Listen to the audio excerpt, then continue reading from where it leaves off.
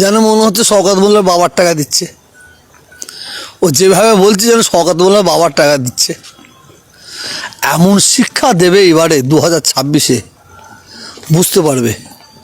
আমি তো বললাম তো, শওকত মোল্লার মতন কিছু এমএলএ আছে, তারা তৃণমূলটাকে রসাতলে দিচ্ছে। এরা ইচ্ছা করে এইভাবে কথা বলে যাতে তৃণমূল থেকে ভোট চলে যায়, সেই ধরনের বক্তব্য দিচ্ছে। এদের পিছনে অন্য অন্য সোর্স আছে বলে আমি মনে করি। কেন,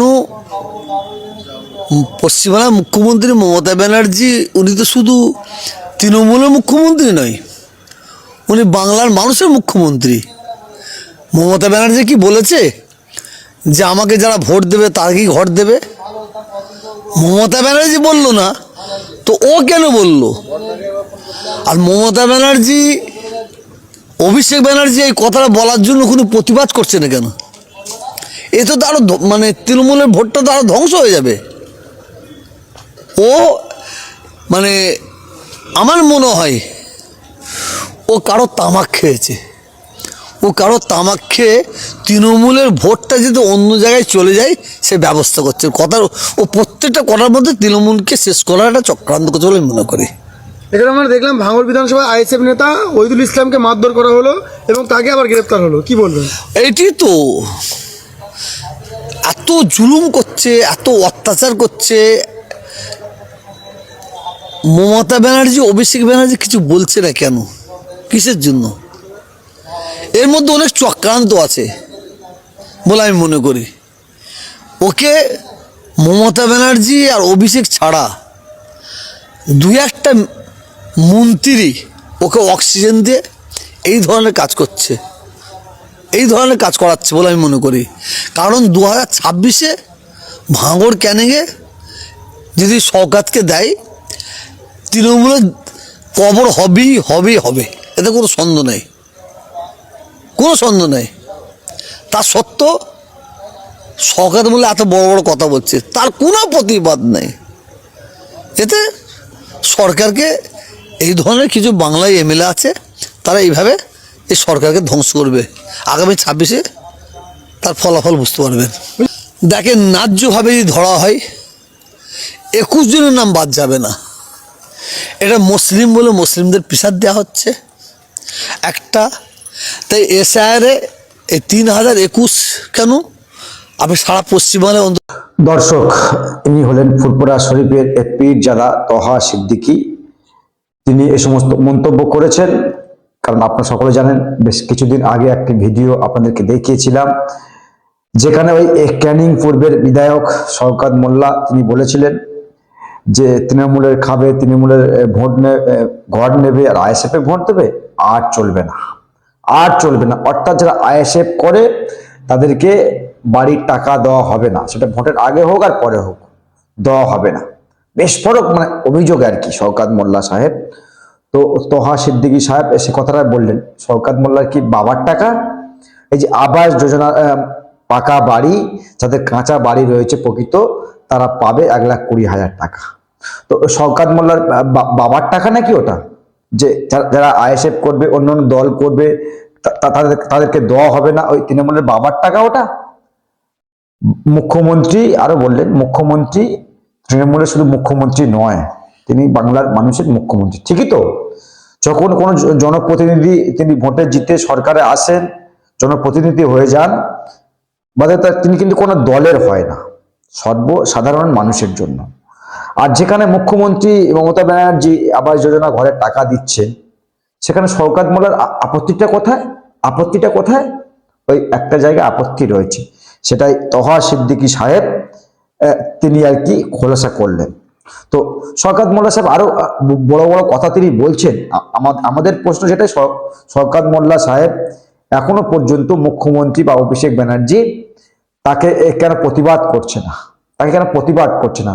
তাহলে কি মুখ্যমন্ত্রীর ইন্ধন, মানে মমতার ইন্ধন, যে সরকার তুমি বড় বড় কথা বলো, ভাঙড়কে নওশাদ থেকে ছিনিয়ে নিতে হবে? অভিষেক তো প্রকাশ্যে বলেছে ভাঙড় আমার চাই। অর্থাৎ সরকারকে দিয়ে কি ভাঙড়ে নওশাদকে হারাবার চেষ্টা? পারবে তো, পারবে তো সরকার ওই ভাঙড়ে নওশাদকে হারাতে? আর নইলে ওই ভাঙড়ের মহিলার না জুতো ঝাঁটা নিয়ে রেডি করে রয়েছে আর কি, যেটা বললেন আর কি, ঠিক সাইজ করে দেবে।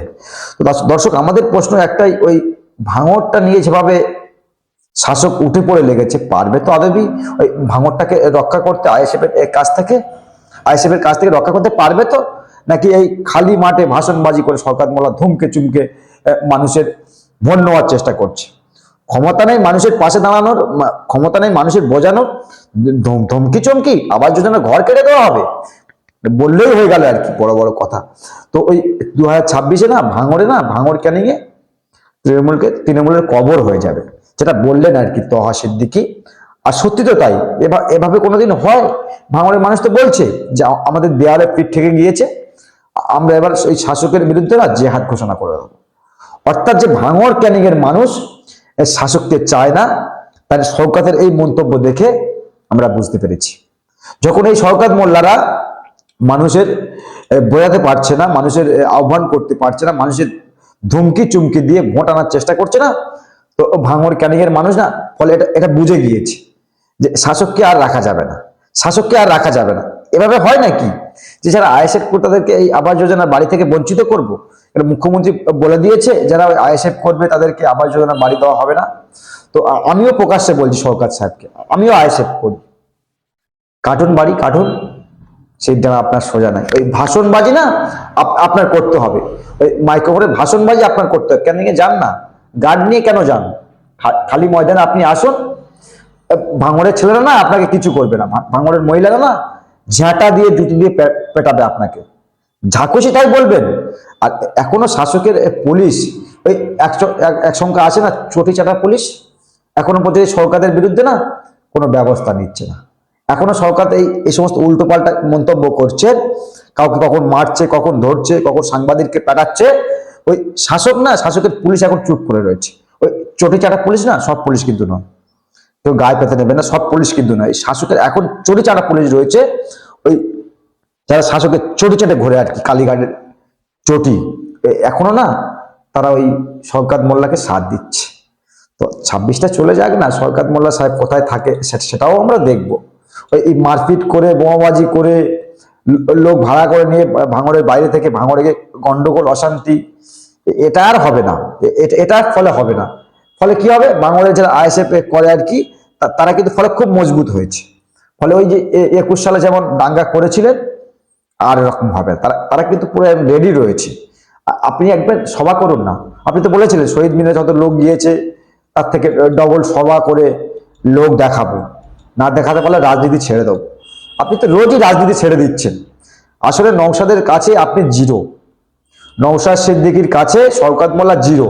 তো সেটা বলতে লজ্জা লাগছে। ওই নটোরিয়াস ক্রিমিনাল তো আমি বলিনি, নটোরিয়াস ক্রিমিনাল তো তাই লজ্জা লাগছে। নটোরিয়াস ক্রিমিনালের মতো তিনি তার তথ্য প্রমাণ সেটাই দিয়েছে। নটোরিয়াস ক্রিমিনালরা কি বলে এই টাইপের কথা, মারবো, ঘর লুট করব, ঘরে টাকা ঢুকতে দেবো না, বললেই হয়ে গেল নাকি? দর্শক, তহা সিদ্দিকী সাহেব ওই বললেন না 26-এ তৃণমূল কংগ্রেসের কবর হবে, ভাঙড় ক্যানিংয়ে বিশেষ করে। দেখা যাক, আমরাও তো তাকিয়ে রয়েছি, ইলেকশন খুব নিকটে, দেখবো আমরাও কি হয়। দর্শক, কমেন্ট বক্সে কমেন্ট করবেন, আর বাকিটা বললাম না।